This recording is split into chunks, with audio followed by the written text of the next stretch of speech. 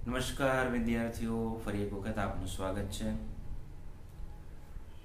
ટીવાય BA સંસ્કૃતમાં આપણે અગાઉ એક વિષયની ચર્ચા કરી ગયા, પેપર નંબર 14 શ્રીમદ ભગવદ્ ગીતા. આજે આપણે 16મા પેપરની ચર્ચા કરવાના છીએ, જેનો વિષય છે સાહિત્યિક નિબંધો. સાહિત્યિક નિબંધો એટલે જે ઇતિહાસ છે, રામાયણ, મહાભારત, ઋગ્વેદ વગેરેની આ કેટલાક વિષયોની ચર્ચા કરવાની છે. આ તમારું 16મું પેપર રહેશે, જેમાં તમારે ગુજરાતી ભાષામાં એ બધા નિબંધો લખવાના રહેશે. તો કયા કયા નિબંધો ત્યાં તમારે આવશે એની ચર્ચા કરી લઈએ.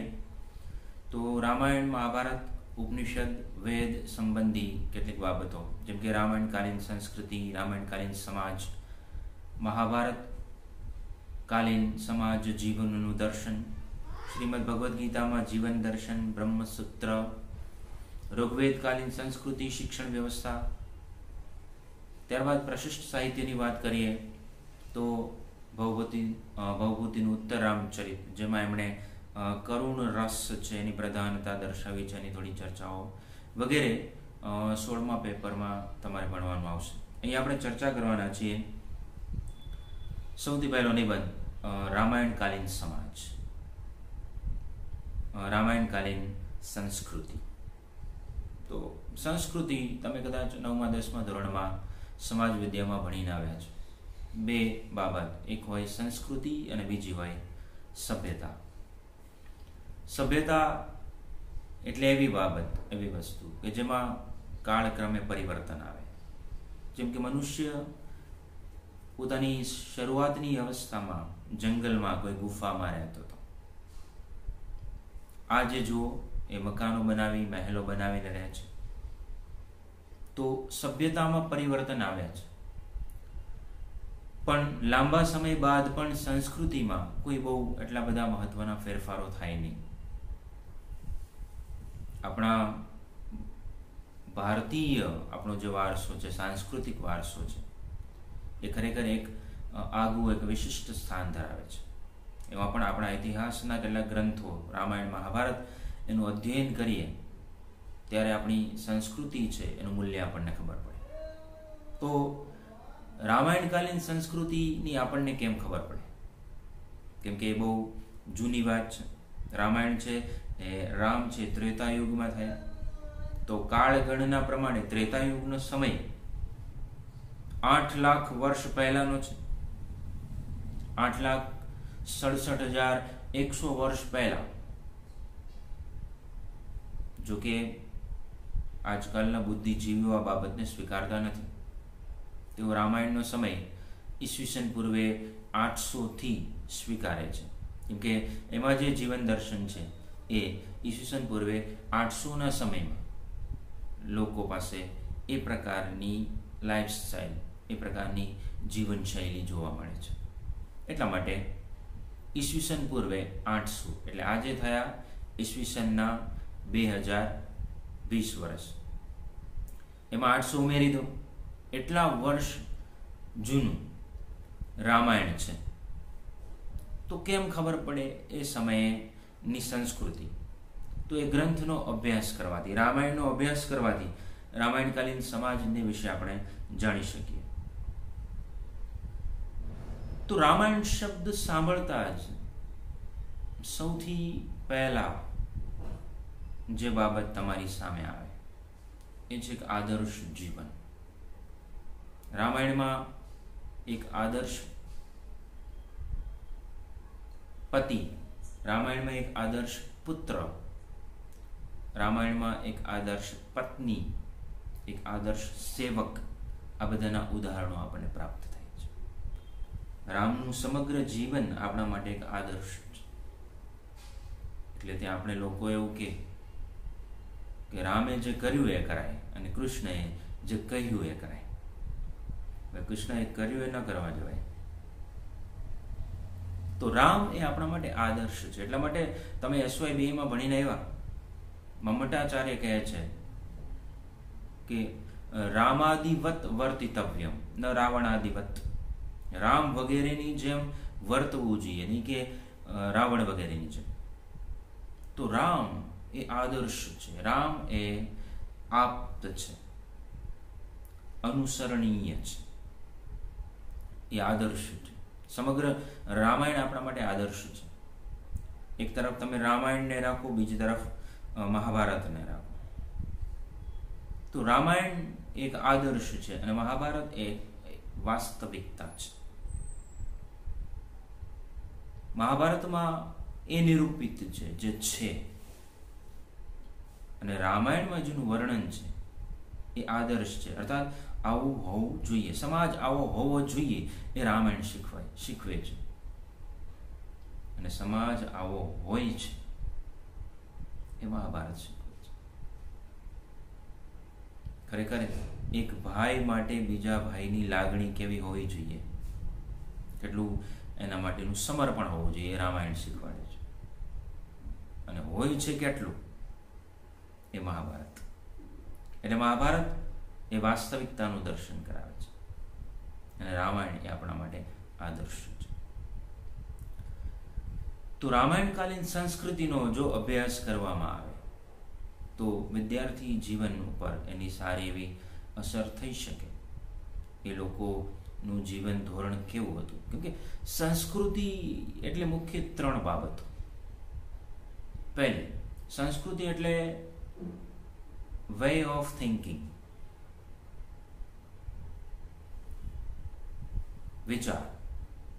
વિચારોની પ્રણાલી. બીજું, સંસ્કૃતિ એટલે વે ઓફ લાઈફ, તમારું જે લાઈફ સ્ટાઇલ છે એ, તો જીવન પ્રણાલી. અને ત્રીજી બાબત છે સંસ્કૃતિ એટલે વે ઓફ વર્શિપ, મતલબ પ્રાર્થના, પૂજા, ઉપાસના પ્રણાલી. સંસ્કૃતિના 3 ભાગો છે. આ 3 રામાયણકાલીન સમાજમાં કઈ પરિસ્થિતિમાં હતા એની આપણે અહીંયા ચર્ચા કરવાના છીએ. તો કોઈ પણ સંસ્કૃતિમાં થોડું ઘણું પરિવર્તન તો થાય જ. ભારતીય સંસ્કૃતિમાં પણ સમય જતાં કેટલાક પ્રયત્નો થયા છે. એ આપણને રામાયણ અને મહાભારતના અભ્યાસ ઉપરથી જાણવા મળે કે તત્કાલીન જીવન દર્શન, ત્યારે સમાજ કેવો હતો, આજે કેવો છે, એ આપણને એના દ્વારા જાણવા મળે. તો વાત કરીએ રામાયણના આદર્શોની.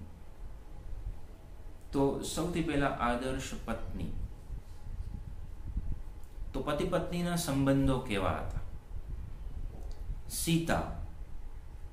સીતા એ રામને એવી રીતે અનુસરે છે જેમ રોહિણી ચંદ્રને અનુસરે. જ્યાં પતિ છે ત્યાં જ મારું અસ્તિત્વ હોવું જોઈએ. તમે કદાચ રામચરિતમાનસ જે તુલસીકૃત છે એનો અભ્યાસ કર્યો હોય તો એમાં કદાચ વાંચ્યું હશે કે જ્યારે શિવ અને પાર્વતીના વિવાહ થાય છે એ સમયે પાર્વતીની જે માતા હોય છે મેના, એ મેના દેવી પાર્વતીને સાસરે જતી વખતે કેટલાક ઉપદેશ આપે છે. પહેલાના સમયમાં એવું થતું, માતાઓ સાસરે જતી દીકરીને કેટલીક શિખામણો આપતી. આજે પણ આપતી હશે, પણ કદાચ સ્વરૂપ બદલાયું હોઈ શકે. તો શું કહે છે મેનાએ પાર્વતીને કહ્યું કે કરહુ સદા શંકર પદ પૂજા, નારી ધર્મ પતિદેવ ન દૂજા. હે પાર્વતી, તું હંમેશા શિવ શંકરના ચરણોની પૂજા કરજે, કેમ કે નારીનો સૌથી મોટો ધર્મ એ જ છે પતિની સેવા. પતિ જ એના માટે બ્રહ્મા, વિષ્ણુ અને મહેશ સ્વરૂપ છે. પતિ જ એનો દેવતા છે. આ એક માન્યતા હતી, આ એક વિચારધારા હતી. એટલા માટે રામજી જ્યારે વનમાં જાય છે તો સીતા એક પતિવ્રતા નારી તરીકે એનું અનુસરણ કરે છે. બીજી વાત, આદર્શ પુત્રની વાત કરીએ તો પિતાજીએ કીધું કે બેટા તારે જંગલમાં જવાનું છે, વનમાં જવાનું છે. શા માટે એવું પણ પૂછવાની જરૂર ન લાગી અને સીધા વલ્કલ વસ્ત્રો ધારણ કરી લીધા. તો એક આદર્શ પુત્રનું ઉદાહરણ રામ પૂરું પાડે છે. લક્ષ્મણ એક આદર્શ ભાઈ, ભરત અને લક્ષ્મણ બંને એક આદર્શ ભાઈનું ઉદાહરણ પૂરું પાડે છે. આ સિવાય માતા વિશે પણ જુઓ તમે. કૈકેયી એ રામની માતા નથી, છતાં પણ રામને એ ભરત જેટલો જ પ્રેમ કરે છે. એટલા માટે જ્યારે મંથરાએ કૈકેયીને રામના રાજ્યાભિષેકના સમાચાર સંભળાવ્યા ત્યારે સૌથી વધારે પ્રસન્ન થઈ હતી. તો સપત્ની ના પુત્ર પ્રત્યે પણ એટલો પ્રેમ એ સમયનું સમાજ જીવનનું દર્શન કરાવે છે.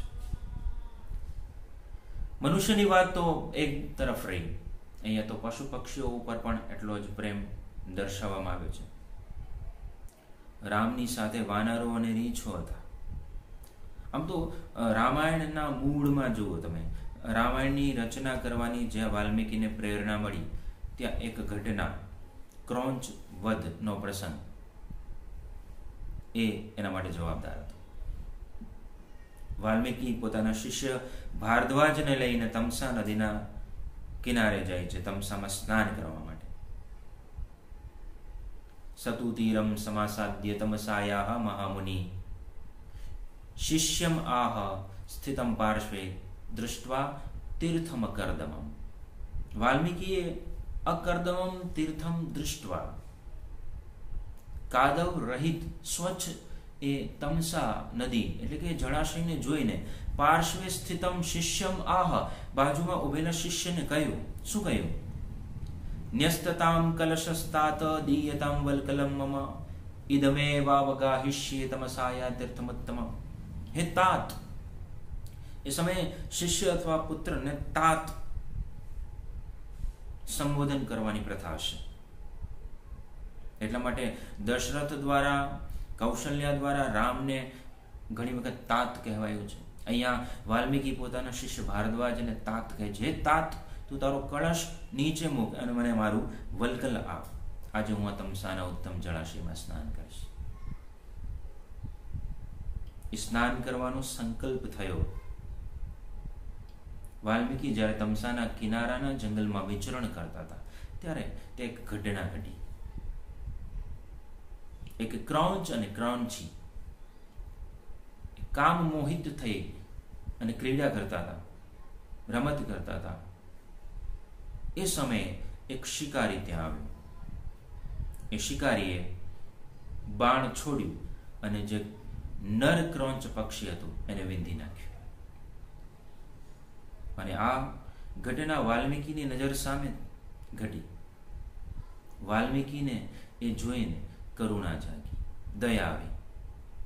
પેલી જે માદા જે ક્રોંચી હતી એ તરફડિયા મારીને લોહી લોહાણ જમીન પર પડેલા ક્રોંચ પક્ષીને જોઈને કરુણ આક્રંદ કરતી હતી. એનું એ આક્રંદ, એનું એ દુઃખ, એનો એ ચિત્કાર આ મહામુનિ વાલ્મીકીના હૃદયને વિદારિત કરે છે, એને હચમચાવી મૂકે છે. અને એના મુખમાંથી એ ઉદ્ગાર નીકળી જાય છે, મા નિષાદ પ્રતિષ્ઠામ તમ ગમ શાશ્વતી સમાહા યત ક્રોંચ મિથુનાદેકમ અવધિ કામ મોહિતમ. હે નિષાદ, હે પારધી, તને અનંતકાળ સુધી શાંતિ પ્રાપ્ત નહીં થાય. કેમ? કેમ કે તે કામ મોહિત એવા પક્ષીઓમાંથી એકનો વધ કર્યો છે. તો રામાયણના મૂળમાં પણ કરુણા છે, દયા છે. પશુ પક્ષીઓ માટે પણ ત્યાં એટલી બધી દયાની ભાવના જોવા મળે છે. એટલે મૂળ જ ત્યાં દયાના છે. આ સિવાય વાત કરીએ, એ સમયમાં આતિથ્ય સત્કારનું વિશેષ મહત્વ હતું. જોકે આપણી હિન્દુ પરંપરા છે અતિથિ દેવો ભવ. આપણે બોલીએ છીએ માતૃદેવો ભવ, પિતૃદેવો ભવ, આચાર્ય દેવો ભવ, અતિથિ દેવો ભવ. તો આપણા ગ્રંથો માત્ર મનોરંજન માટે નથી. અહીંયા જે કંઈ તમે સાંભળી રહ્યા છો, હું કહી રહ્યો છું, એ જીવન ઘડતર માટે છે. અને એટલા માટે જ સ્કૂલ અને કોલેજની જરૂર છે. બાકી ટેક્સ્ટ બુક તો ઘરે બેસીને પણ વાંચી શકાય, પણ સ્કૂલમાં ઘડાય છે વ્યક્તિ, સંસ્કાર પ્રાપ્ત કરે છે. સ્કૂલ અને કોલેજ માણસ બનાવવા માટે છે. કેમ કે જન્મથી આપણે બધા પશુ હોઈએ છીએ. પશ્યતિ ઇતિ પશવ, જેટલું જોવે એટલું જ માને અને પશુ કહેવાય. તો એની અંદર એ ઉચ્ચ વિચારો ક્યાંથી આવશે? એ પુસ્તકોમાંથી, શાળામાંથી. એ સમૂહ ભાવના કેળવાશે, એ સમાજમાં રહેવાનું શીખશે. તો રામાયણ શીખવે છે માતૃદેવો ભવ, પિતૃદેવો ભવ, આચાર્ય દેવો ભવ, અતિથિ દેવો ભવ. રામાયણમાં એક એક પ્રસંગની અંદરથી આ બધી બાબતો જોવા મળે છે. અતિથિનું સારી રીતે સત્કાર કરવામાં આવતો. રામ જ્યારે પર્ણકુટી બાંધીને ચિત્રકૂટમાં રહેતા, એ સમયે કેટલાક ઋષિઓ એમને મળવા આવતા. એમનો રામજી બહુ સારી રીતે સત્કાર કરતા.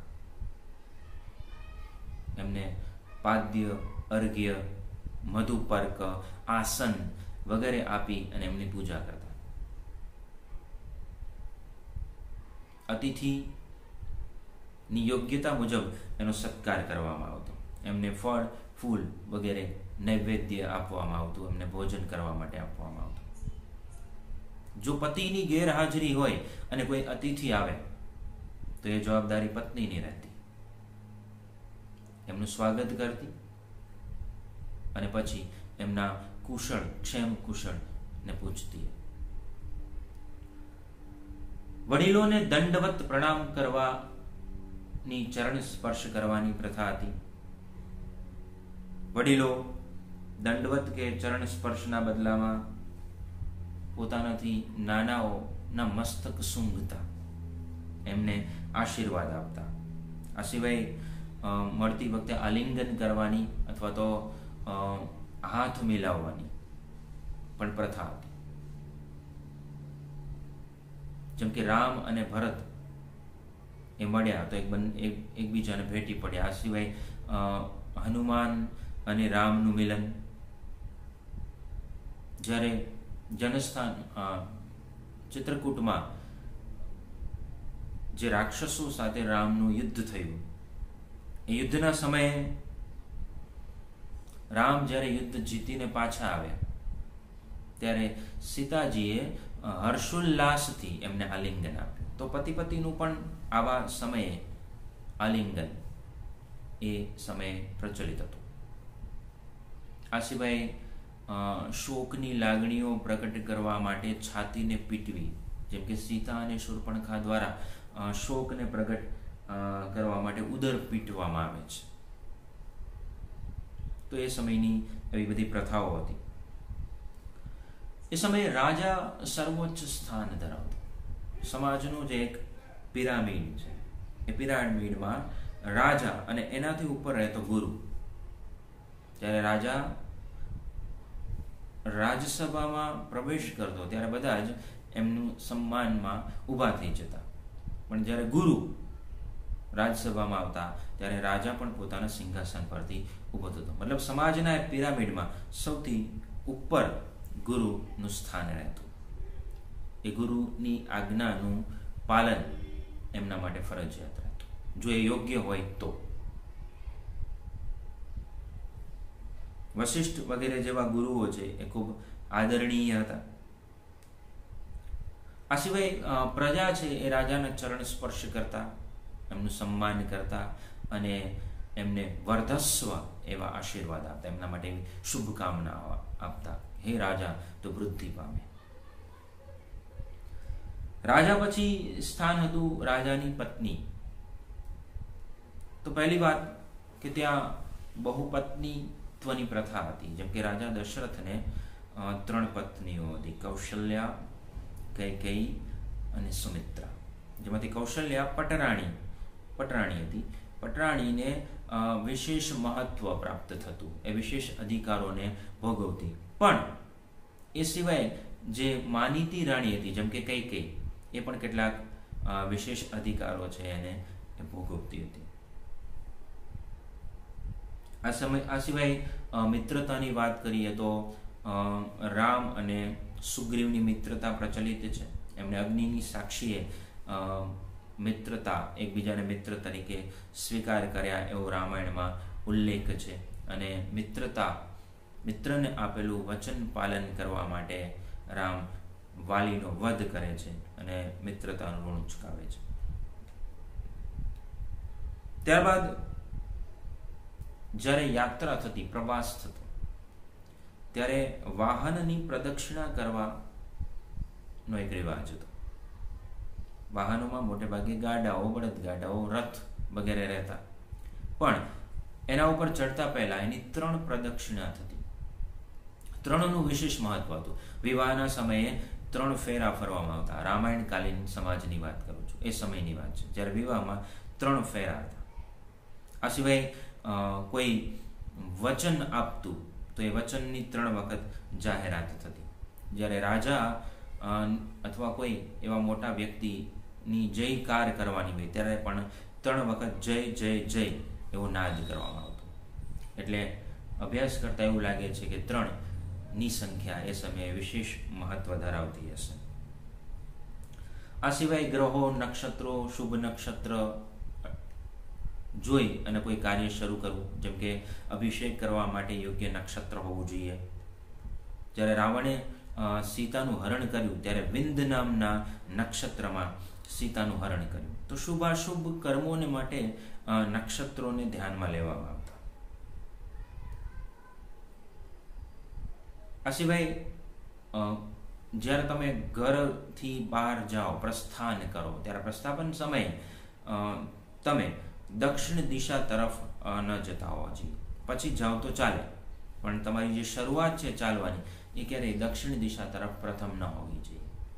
એ ઉત્તરમાં હોય, પૂર્વમાં હોય અથવા પશ્ચિમમાં પણ હોય તો વાંધો નથી, પણ દક્ષિણ તરફ ક્યારેય પ્રસ્થાપન થતું નહીં. શત્રુઓની ભૂમિમાં જ્યારે પ્રવેશ કરવામાં આવતો ત્યારે ક્યારેય જમણો પગ પહેલો ન મૂકવામાં આવતો. શત્રુની ભૂમિમાં સૌપ્રથમ ડાબો પગ મૂકવાનો રિવાજ હતો. આ સિવાય શુકન અપશુકન, જેમ કે આંખનું ફરકવું, સ્વપ્નની અંદર ઉલ્કાપાત થતો જો વગેરેને અશુભ સ્વપ્ન અથવા અપશુકન છે એ માનવામાં આવતું. ભૂત બાધા વિશે માનવામાં આવતું અને તંત્ર મંત્ર દ્વારા એને દૂર કરી શકાય એવો એક વિશ્વાસ ધરાવતા. રામ જ્યારે વનમાં ગયા ત્યારે કૌશલ્યાએ ભૂતોને પ્રાર્થના કરી કે અનિષ્ટ તત્વોથી મારા પુત્રને હે ભૂતો તમે બચાવજો. તો ત્યાં ભૂત પ્રેત ઉપર પણ વિશ્વાસ કરવામાં આવતો. આ સિવાય એ સમયના વસ્ત્રાભૂષણ તો એ લાયકાત મુજબ રહેતા. રેશમી વસ્ત્રો, સુવર્ણના અલંકારો, તપસ્વીઓ, ઋષિઓ વલ્કલ વસ્ત્રને ધારણ કરતા, બ્રાહ્મણો શિખા રાખતા, ઉપરના 3 વર્ણો છે એ યજ્ઞોપવિત એટલે કે જનોઈ ધારણ કરતા, પુરુષો છે એ દાઢી અને મૂછ રાખતા અને પુરુષો પણ લાંબા વાળ રાખતા. આ સિવાય વાત કરીએ જો આહારની, તો બંને પ્રકારના આહાર પ્રચલિત હતા, શાકાહાર અને માંસાહાર. જ્યારે શ્રાદ્ધ વગેરે થતું ત્યારે બ્રાહ્મણોને પણ માંસ પીરસવામાં આવતું. ભવભૂતિએ ઉત્તર રામચરિતમાં લખ્યું છે કે વશિષ્ઠ ઋષિ વાલ્મીકીના આશ્રમમાં આવતાની સાથે જ એક બદામી રંગનો વાછડો ખાઈ ગયા. મતલબ એ સમયે બ્રાહ્મણોમાં પણ માંસાહાર પ્રચલિત હશે. મધુપર્ક એનું જ એક ઉદાહરણ છે. ક્ષત્રિયો ખાસ કરીને માંસાહાર છે ક્ષત્રિયોમાં વિશેષ પ્રચલિત હતું. આ સિવાય પકાવેલું પાયસ એટલે કે ખીર વગેરે, મોદક વગેરે ભોજન છે, દાળ છે, અનાજ, બીજા ઘણા બધા પ્રકારના એવો આહાર લેવામાં આવતો. ઉપરાંત મદિરા પાન પણ પ્રચલિત હતું. જોકે એ યોગ્ય માનવામાં આવતું નહીં, છતાં પણ તેનો ઉલ્લેખ તો જોવા મળે જ છે. ત્યારબાદ મનોરંજન માટેના ઘણા બધા સાધનોની વાત કરીએ તો એવું કહેવાય છે ઉત્સવ પ્રિયા ખલુ માનવા. મનુષ્યો ખરેખર ઉત્સવ પ્રિય છે. તો નૃત્ય, વાદ્ય વગેરેનો ઉપયોગ કરવો. યુદ્ધના મેદાનમાં પણ વાદ્યો વગાડવામાં આવતા. આ સિવાય એ સમયે શતરંજની રમત એવું કહેવાય છે કે રામાયણની દેન છે, ખાસ કરીને રાવણની દેન છે. રાવણ શતરંજની રમત રમતો, ત્યાંથી શરૂઆત થઈ. આ સિવાય અક્ષ દેવન પળ દ્યુત ક્રીડાના નામો છે. અને રાવણ જે શતરંજની રમત રમતો એને અષ્ટાપદ અથવા ચતુરંગ બલ એવા નામથી ઓળખવામાં આવતું.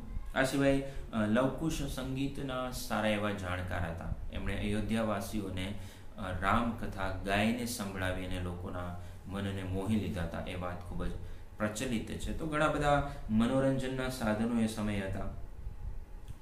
વિદ્યાધ્યયનની વાત કરીએ તો ખાસ કરીને ગુરુના આશ્રમમાં રહી અને શિષ્ય વિદ્યા પ્રાપ્ત કરતો.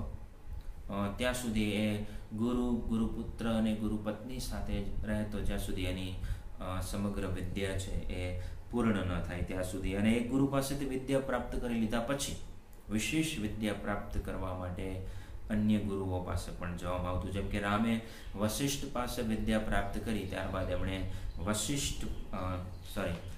વિશ્વામિત્ર પાસે જઈ અને વિશેષ વિદ્યાઓ છે ગ્રહણ કરી એવો રામાયણમાં ઉલ્લેખ જોવા મળે છે. આ સિવાય ભાષામાં સંસ્કૃત અને પ્રાકૃત ભાષાનો ઉપયોગ થતો. બ્રાહ્મણો ખાસ કરીને સંસ્કૃત ભાષાનો ઉપયોગ કરતા, સામાન્ય લોકો પ્રાકૃત ભાષાનો. હનુમાનજી જ્યારે બ્રાહ્મણનું સ્વરૂપ લઈ અને રામની પરીક્ષા કરવા માટે ગયા ત્યારે એમણે સંસ્કૃત, અને સીતાજી પાસે લંકામાં પણ એમણે સંસ્કૃત ભાષાનો ઉપયોગ કર્યો હતો. સૌથી છેલ્લો મુદ્દો છે ધાર્મિક ક્રિયાઓ. તો ધાર્મિક ક્રિયાઓમાં યજ્ઞો વિશેષ પ્રચલિત હતા. રાજા દશરથને જ્યારે કોઈ પુત્ર નહોતો ત્યારે તેમણે યજ્ઞ કરાવ્યો, પુત્રેષ્ઠ યજ્ઞ, અને એનાથી એમને 4 પુત્રો પ્રાપ્ત થયા એવી કથા પ્રસિદ્ધ છે. આ સિવાય રામે અશ્વમેધ યજ્ઞ કરાવ્યો. લવકુશે એ ઘોડાને પકડી લીધો. યજ્ઞની અંદર પત્નીની હાજરી ફરજિયાત રહેતી. જેમ કે રામે અશ્વમેધ યજ્ઞ કર્યો ત્યારે સીતાની ગેરહાજરી હોવાને કારણે સીતાની પ્રતિમા બનાવી અને પોતાની બાજુમાં બેસાડી હતી. જોકે એ સમયે બહુપત્નીત્વ રિવાજ હતો. એમના પિતાને જ 3 પત્નીઓ હતી, છતાં પણ રામ જેવા અપવાદ, એક પત્ની વ્રત ધરાવનારા પુરુષો પણ એ સમાજમાં હતા. તો યજ્ઞોનું વિશેષ મહત્વ હતું એ સમયે. આ સિવાય રામે લંકા દરિયાના કિનારે લંકા ગમન સમયે રામેશ્વર મહાદેવની સ્થાપના કરી. જોકે વૈષ્ણવ ધર્મ વિશેષ પ્રચારમાં હતો, તો પણ એક ઉદાર ભાવના ત્યાં જોવા મળે છે, જ્યાં મહાદેવની પૂજા રામ વડે કરવામાં આવી. રામેશ્વરની સ્થાપના કરી. રાજા દશરથ રંગનાથ ભગવાનની પૂજા કરતા. એમના મહેલમાં એમણે રંગનાથનું મંદિર બનાવડાવેલું એવો રામાયણમાં ઉલ્લેખ છે. આ સિવાય પિતૃઓને પિંડદાન કરવું. જેમ કે રામ વનવાસ દરમિયાન જ્યારે એમને જાણ થઈ છે કે રાજા દશરથ છે એમનું મૃત્યુ થયું છે, ત્યારે તેઓ ત્યાં વનમાં જ એ પિંડદાન વગેરે શ્રાદ્ધની ક્રિયાઓ કરાવે છે. આ સિવાય પિતાનો અગ્નિ સંસ્કાર પુત્રના હાથે થાય એવો એક આગ્રહ રાખવામાં આવતો. એટલા માટે 4 માંથી એક પુત્ર જ્યારે હાજર નહોતા ત્યારે દશરથ રાજાના શબને તેલમાં ડુબાડીને રાખવામાં આવ્યું. ત્યારબાદ ભરતજી જ્યારે આવે ત્યારે એમના અગ્નિ સંસ્કાર છે કરવામાં આવે. આ સિવાય કર્મ અને પુનર્જન્મનું પણ ત્યાં મહત્વ હતું. જો સારું કર્મ કરીએ તો એનું સારું ફળ પ્રાપ્ત થાય. એક માન્યતા એવી હતી કે માણસ પુણ્ય કરી અને સ્વર્ગમાં જાય, એના પુણ્ય ક્ષીણ થાય એટલે પાછો એ પૃથ્વી લોકમાં આવે. જે કંઈ ઘટી રહ્યું હોય એની પાછળ કર્મ જ જવાબદાર હોય. એના માટે રામ, સુગ્રીવ વગેરે, સીતા વગેરે પોતાનું દુઃખ પ્રગટ કરતી વખતે પોતાના કર્મોને દોષ આપતા જોવા મળે છે. તો આ બધી બાબતો હોવા છતાં પણ રામાયણમાં સૌથી વિશેષ વર્ણન ધર્મનું કરવામાં આવ્યું છે. કેમ કે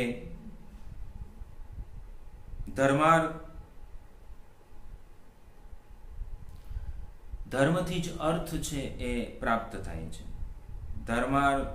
ધર્મથી જ ધર્માક્ષરથ પ્રભવતી.